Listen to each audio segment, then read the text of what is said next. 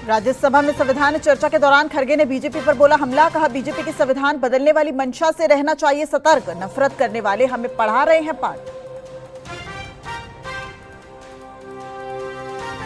प्रधानमंत्री म्यूजियम और लाइब्रेरी ने लोकसभा में विपक्ष के नेता राहुल गांधी को लिखा खत। बीजेपी ने खत को लेकर राहुल को घेरा। संसद में भी संबित पात्रा ने उठाया मुद्दा। इंडिया गठबंधन को सीएम ममता के लीड करने के ऊपर टीएमसी सांसद और राष्ट्रीय महासचिव अभिषेक बनर्जी का बयान। कहा इस बारे में होनी चाहिए विस्तृत चर्चा। टीएमसी इंडिया गठबंधन में एकमात्र ऐसी पार्टी जिसने बीजेपी को भी हराया और कांग्रेस को भी हराया। बांग्लादेश में हिंदुओं पर हो रहे अत्याचारों को लेकर प्रियंका गांधी का बयान। कहा इस संबंध में बांग्लादेशी सरकार से करनी चाहिए बात। अत्याचार होना चाहिए बंद। राज्यसभा में संविधान पर बहस के दौरान निर्मला सीतारमण ने कहा विपक्ष और लोगों के विरोध के बाद भी नेहरू ने संविधान में किए कई बदलाव। प्रेस की आजादी भी छीनी।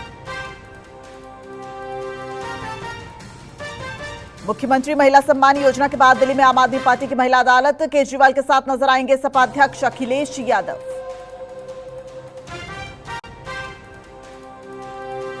दिल्ली वालों से अरविंद केजरीवाल की appeal. Social media platform x पर लिखा पोस्ट। कहा दिल्ली में बढ़ते महिला अपराध चिंता का विषय। इस पर आवाज उठाने का आ गया है समय। पूरी दिल्ली को होना होगा एकजुट। अरविंद केजरीवाल के बाद सीएम आतिशी ने भी गृह मंत्री अमित शाह को चिट्ठी लिखी। आतिशी ने कहा कि दिल्ली में अवैध रोहिंग्या को साजिशन बक्करवाला में बसाया गया।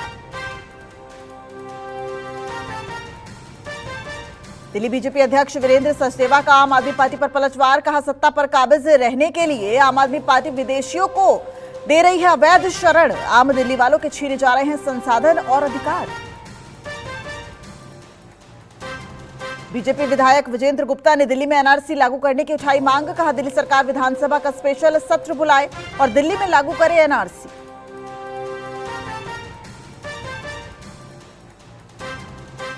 दिल्ली एनसीआर की हवा फिर हुई खराब। ग्रैब 3 के प्रतिबंध हुए लागू। डीजल वाहनों और कंस्ट्रक्शन वर्क पर रहेगी रोक। मध्य प्रदेश विधानसभा सत्र के पहले दिन किसानों के मुद्दे पर प्रदर्शन। ट्रैक्टर पर सवार होकर विधानसभा के लिए घर से निकले कांग्रेसी विधायकों को पुलिस ने बीच रास्ते में ही रोका।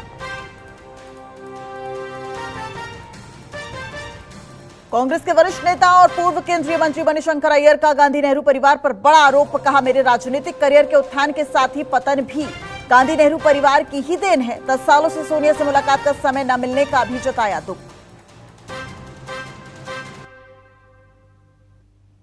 मणिशंकर अय्यर के बयान पर चुटकी लेते हुए अनिल विज ने कसा तंज। कहा मणिशंकर अय्यर तो क्या कांग्रेस के शिकंजे में जो आएगा उसका करियर खराब होना सुनिश्चित है।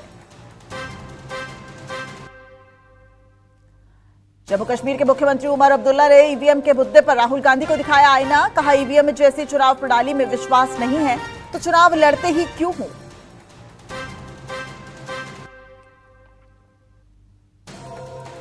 क्रिसमस और न्यू ईयर को लेकर योगी सरकार का बड़ा फैसला। 24, 25 और 31 दिसंबर को एक्स्ट्रा टाइम तक खुली रहेंगी शराब की दुकानें। सुबह 10 बजे से रात 11 बजे तक मिलेगी शराब और बियर। गुजरात पुलिस ने नकली नोटों से भरे बैग के साथ 3 लोगों को किया गिरफ्तार। पुलिस ने 500 और 200 रुपए के असली नोटों से भरे नकली नोटों से भरे बैग के साथ गिरफ्तार किया। आगरा में पुलिस और अपराधियों में मुठभेड़ के दौरान लूट के आरोपी बदमाश के पैर में लगी गोली। राजस्थान के जयपुर में उत्कर्ष कोचिंग में 24 से ज्यादा स्टूडेंट्स हुए बेहोश। गैस लीकेज होने की वजह से बेहोश हुए छात्राएं। सभी छात्रों को अस्पताल में कराया गया भर्ती। 2 की हालत गंभीर।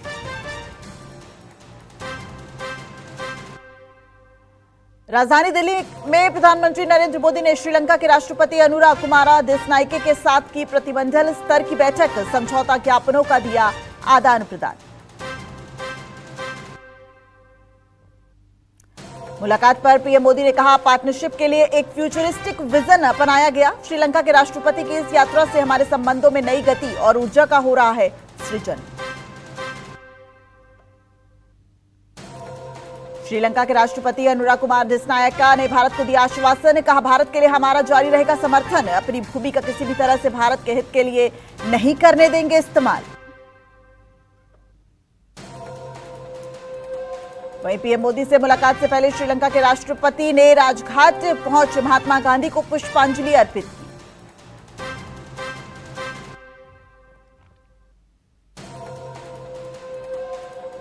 तबला वादक उस्ताद जाकिर हुसैन का निधन, अमेरिकी अस्पताल में ली अंतिम सांस। जाकिर हुसैन का 73 साल की आयु में निधन। 2013 में मिला था पद्म विभूषण।